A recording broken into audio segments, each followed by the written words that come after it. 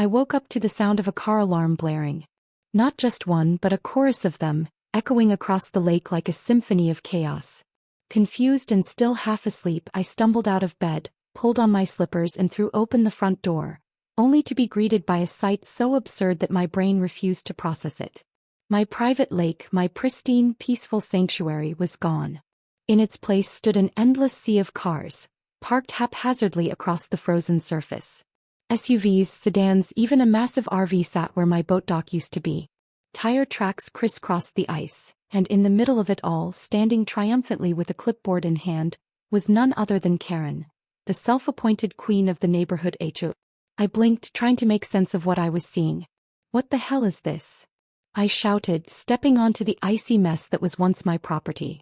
Karen turned, her signature smug grin stretching across her face. "Oh, good morning. We needed overflow parking for the community event this weekend. The HOA voted and your lake was the perfect location." I stared at her. "You voted? I'm not even in the HOA." Karen waved a hand dismissively. "That's a technicality. The lake is in the neighborhood, so it's community land. We made it official." My blood pressure skyrocketed. "That's not how property works." She gave me a patronizing look, the kind you'd give a child throwing a tantrum. "It's all for the greater good. Besides, you'll be compensated." I glanced at the ridiculous sight in front of me. The lake wasn't just covered in cars. It had parking meters installed. My dock had been completely dismantled, replaced with painted parking lines. There were even a few lawn chairs set up, as if people planned to tailgate on my property. I took a deep breath, forcing down the urge to throw Karen and her clipboard into the freezing water. How am I supposed to get my boats out? I gestured toward the blocked-in vessels, now surrounded by minivans and sedans. Karen scoffed. "Oh, don't be selfish. You weren't even using the lake in the winter. This is a much better use of the space." A slow, burning rage built in my chest. This woman had done a lot of ridiculous things before. She'd fined people for having the wrong shade of curtains, had neighbors' gardens ripped out for being too wild, and even once tried to enforce a rule about mailbox height.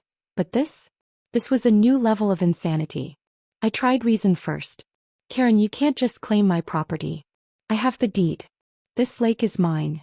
She rolled her eyes. "Legalities, legalities. Let's not get stuck on paperwork. Think of the community. And anyway, you'll be paid in HOA credits." I blinked. "HOA credits?" She beamed. "Yes.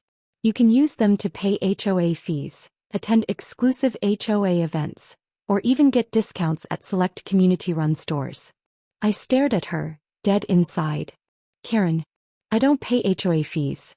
This, not, the HOA." She looked momentarily annoyed but then brightened. "Oh well. Maybe you'll consider joining now.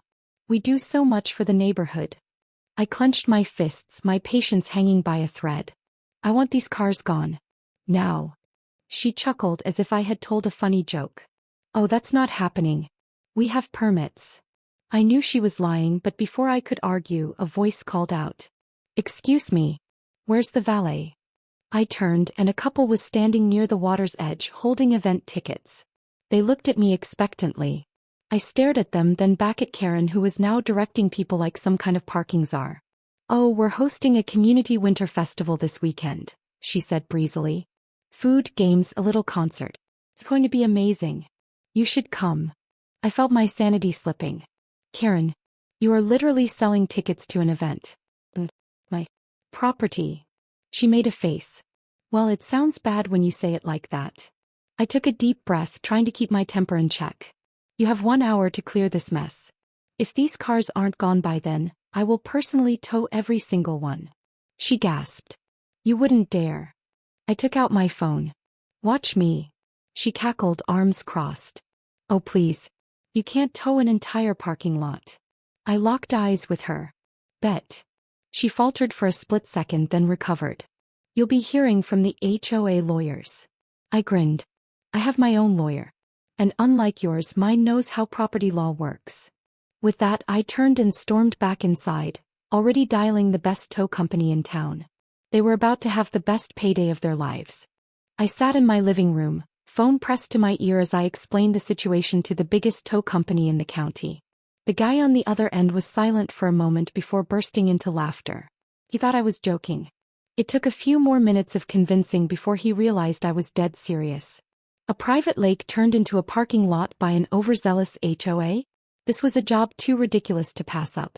He promised to send every available truck. As soon as I hung up, I grabbed my deed and every legal document proving I owned the lake. If Karen wanted a war, I was ready to fight back with everything I had. Outside, the festival preparations were in full swing. People were unloading supplies from their trunks, setting up tables and rolling out banners. Someone had even brought in a food truck, parked right where my fishing dock used to be. Karen stood in the center of it all like a dictator surveying her kingdom, barking orders to her minions. She spotted me walking toward her and smirked. "You're just in time. We could use some help setting up the drink station," she said, completely ignoring the fact that I had spent the last hour threatening to tow every single car off my property. I held up my documents. "Karen, for the last time, this is my land. This entire festival is illegal. You have 5 minutes to shut it down before the tow trucks arrive." Her smile faltered, but only for a second. She leaned in, lowering her voice. "You really need to learn how to be a team player. This isn't just about you. The community wanted this." "The community didn't ask me," I shot back. "And that's the only vote that matters." She scoffed and turned away, waving a hand dismissively. "Do whatever you want. It's too late to stop the event now." I gritted my teeth, but I didn't need to argue anymore. The cavalry had arrived. The distant rumble of engines grew louder as a fleet of tow trucks rolled down the street like a pack of wolves hunting their prey. The sight alone was glorious. Big rigs, flatbeds, even a couple of heavy-duty wreckers. This was about to be the most efficient cleanup operation in history. The first truck pulled up right next to Karen's Lexus. A burly guy with a clipboard stepped out, giving me a nod before turning to her. "You own this vehicle, ma'am?" Karen's smugness vanished. "Excuse me." He pointed to the Lexus. "It's parked illegally. Owner or not." She clutched her pearls, sputtering. "I am the HOA president. This is a community event. You can't just tow my car." The tow truck driver shrugged. "Property owner requested it. You'll have to take it up with them." Karen spun on me, face red with rage. "You think you can do this? I will ruin you." I crossed my arms. "Karen, your Lexus is blocking access to my property. Legally, it's considered an abandoned vehicle. That means I can tow it. Just like all these other cars." She turned to the crowd, expecting backup, but the HOA members had gone suspiciously quiet. People were shifting uncomfortably, some backing away. The realization was dawning on them. Karen had promised them this festival, claimed she had the right to use my land, and now they were caught in the middle of what was quickly becoming a disaster. One by one, the tow trucks went to work. Metal hooks clamped onto wheels, hydraulic lifts hummed, and vehicles were hoisted into the air. Panicked residents rushed to stop them, but it was too late. The first cars were already gone. Someone screamed as their minivan was hauled away. Another tried to argue with the driver but was met with a firm, "Take it up with the lot owner." People scrambled to get into their cars and drive off before they could be next, but the damage was done. Karen was losing control. She tried calling the police, but I had already handled that part. The officers arrived, taking one look at the situation and immediately siding with me. I showed them the paperwork, the deed, the photos of my lake before it was turned into a parking lot. They didn't even need to hear the full story. Trespassing, property damage, unauthorized event permits. The HOA was in violation of multiple laws. Karen's smugness melted into full-blown panic as an officer informed her she could be facing legal repercussions. "This is harassment," she shrieked, trying to hold onto her Lexus as the tow truck pulled it onto the flatbed. "You can't do this to me. I am the HO." The officer sighed, clearly exhausted. "Ma'am, this property does not belong to the HOA. You have no authority here." Karen's mouth opened and closed, but no words came out. The festival was in ruins. The food truck was gone, the decorations half torn down as people fled. The only ones left were the unlucky few whose cars had already been taken, now standing around helplessly as they realized they'd have to pay to get them back. But the real kicker? The moment when Karen's entire world truly fell apart? That came when one of the HOA members turned to her and said, "Wait, what about the money we paid for this?" That's when the mob turned on her. People who had blindly followed her started demanding answers. You said this was approved. You said this was funded by HOA dues. I paid extra for a VIP parking spot. Where's my refund? Karen stammered, looking around for support, but there was none. She had promised them everything and delivered nothing. Her authority crumbled in an instant. I could have walked away.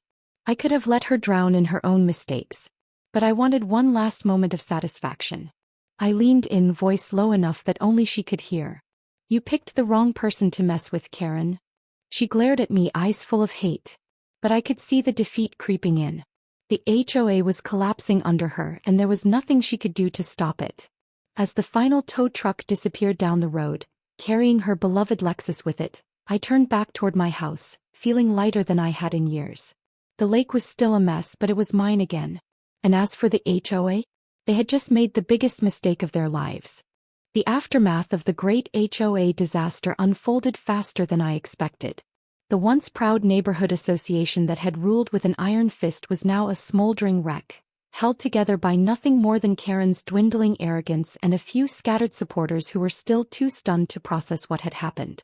The parking lot festival was dead, the HOA's authority was shattered, and now came the fallout. Karen, despite watching her kingdom burn to the ground, still hadn't given up. She was pacing outside my house the next morning, her phone glued to her ear, barking orders at someone, probably the HOA lawyer or what was left of him. I sipped my coffee on the porch, watching her unravel like a cheap sweater. She hadn't even noticed me yet, too busy scrambling for damage control. This is all a misunderstanding, she snapped into the phone. We didn't trespass. It was a community initiative. The city will understand. Then she paused, her face paling. What do you mean the city's pressing charges? I almost felt bad for her. Almost. The reality was setting in. Not only had she orchestrated an illegal event, but the HOA had also spent a small fortune on it. They had rented equipment, put down deposits, and even hired performers for the weekend festival, none of which were going to be refunded. And now, with the event cancelled, the money was gone. Completely. To make things worse, the tow fees had fallen squarely on the shoulders of the HOA members whose cars had been taken. They were furious. I had seen some of them outside her house that morning demanding their money back. You said it was authorized, one man had shouted. I paid extra for premium lakefront parking. What does that even mean? Karen had tried to deflect, claiming it was all a temporary setback, but no one was buying it anymore. They wanted their money back and they weren't leaving without answers. And then the news broke. One of the neighbors, a quiet, tech-savvy guy who had never been a fan of Karen's reign, had taken it upon himself to do some digging. He uncovered the HOA's financial records and found something that sent shockwaves through the community. Karen had been diverting funds for months, funneling money into community improvement projects that conveniently never seemed to materialize. New landscaping? Never happened. Repairs to the clubhouse? Non-existent. All that money had gone somewhere, and now people were starting to ask where. The HOA meeting that night was a disaster of biblical proportions. The moment Karen walked into the clubhouse, she was met with a tidal wave of rage. People were yelling over each other, waving papers, demanding explanations. Where's the money, Karen? What happened to the HOA funds? Why are we being charged for your mistakes? Karen for once was at a loss. She stammered, trying to regain control. There's been a misunderstanding. The funds were allocated to necessary expenses. We just had a setback with the festival. Nobody was buying it. Someone pulled out a copy of the financial records, highlighting thousands of dollars that had disappeared under vague descriptions. Another resident stood up and announced that they had already contacted the state HOA regulatory board. An investigation was already underway. That was the moment Karen cracked. Her usual condescending smirk twisted into something desperate. She turned to her remaining supporters, expecting backup, but they were already edging away, trying to distance themselves from the sinking ship. The final blow came when the HOA treasurer, one of Karen's most loyal allies, stood up and admitted that she too had been lied to. She told us the money was accounted for, the woman said, voice shaking. But we're broke.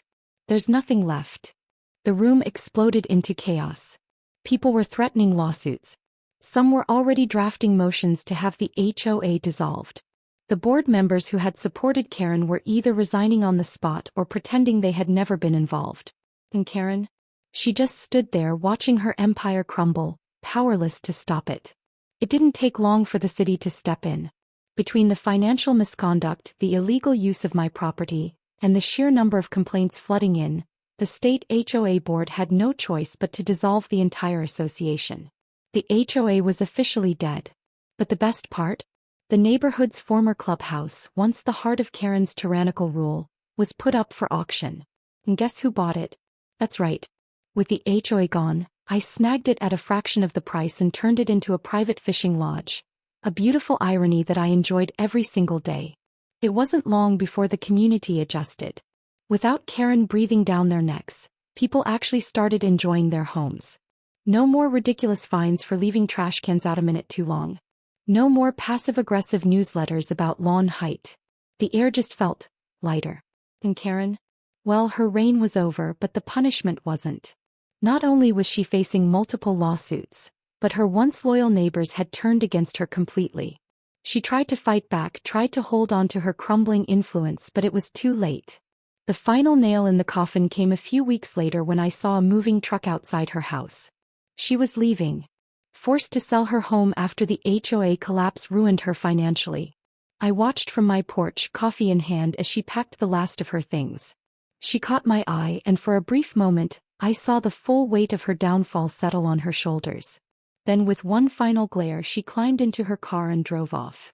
I never saw her again. But rumor had it that she moved into an apartment complex. One with a strict HOA. Fitting.